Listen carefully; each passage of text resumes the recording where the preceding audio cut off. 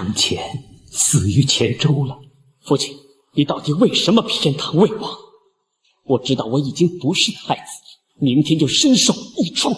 这是李世民人生中最后一次御驾亲征。为了专心征讨高句丽，李世民将京师朝政全权交于房玄龄处理。可怎料李世民的大部队刚出发没多久，首都长安就出事了。一个脑袋感觉不太灵光的小伙擅闯宰相府，说有重大机密要上奏司空大人。先生有何事呢？请并退左右。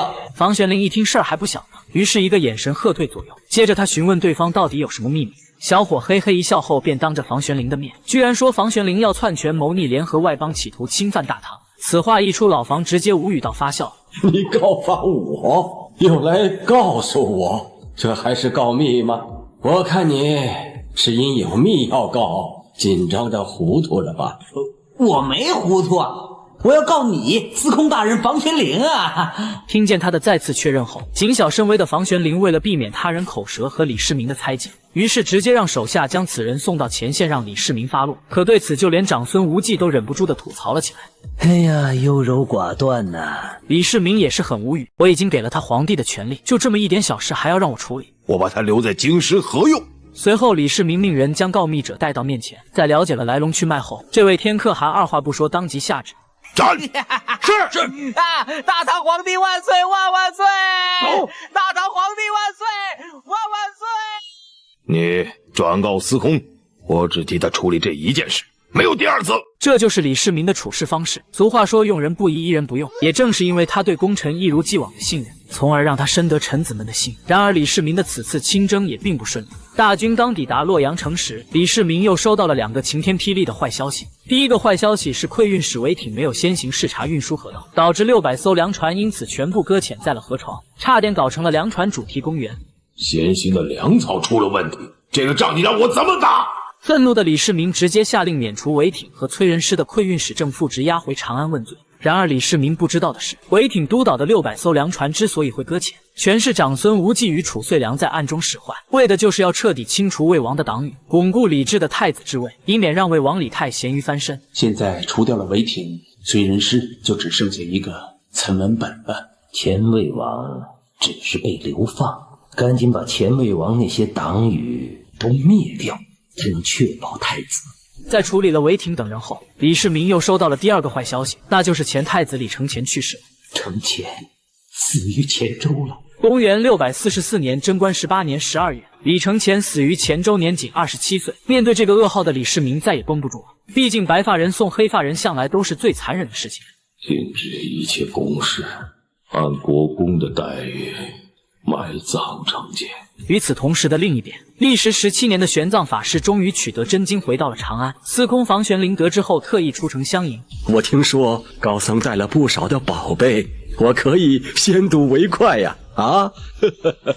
玄奘告诉房玄龄，世俗财宝他倒是没带回来，只是带回佛祖肉身舍利150粒，佛像7尊，梵文经卷520甲，大乘宝典657部。房玄龄听后很是高兴，便赶紧请玄奘入城。而长安城内的百姓得知玄奘法师的事迹后，也是被其强大的坚韧与毅力所打动，纷纷自发加入迎接的阵营中。一时间，长安万人空巷，只为一睹这位传奇法师的真容。而身处洛阳的李世民在得知玄奘回来的消息后，当即在洛阳召见了玄奘。法师，你路上辛苦了，你舍弃性命求法，和一般人不一样。李世民很好奇，西行之路不但遥远，而且每个地方的风俗人情皆不相同，玄奘是怎么克服的呢？陛下天威，广披四方，四海都敬仰陛下的仁德，所以凡是有东方西去之人都被尊敬。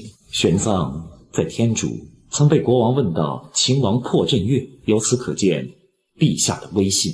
从玄奘口中得知自己的威名远播，这让李世民内心是无比畅快。于是为了让玄奘多讲点路上的见闻，便让玄奘上前一些，并且给他赐座。在玄奘的讲述中，李世民得知这位高僧此次西行取经的17年里，为了求法，每个与佛法有关的地方他都会去求证，因此大概走了5万多里，途经100多个国家，路上所遇的险阻更是不计其数。期间遇到过质疑和嘲笑者，也有支持和帮助者。就这样一路历经9981难，最终取得真经归来。有19年了吧？你去过的地方都能记得住吗？比如说，离大唐、离长安吧，离长安有多远？都有什么物产？气候怎么样？玄奘表示这些东西全都记在他的脑子里，假以时日他都能一一回忆起来。有了玄奘的保证，李世民十分开心，因为李世民很是看重大唐到天竺之间的地理以及风俗文化，于是他让玄奘先不要管经文翻译之事，而是先把这一路上的见闻给记录下来，以后便可以为大唐后代君主提供对中原以外国家的了解。正所谓放眼世界，才能与时俱进。那你在什么地方翻译经文呢？离洛阳不远，松岳、少林寺就很好。不要离开长安，我看弘福寺就很好嘛。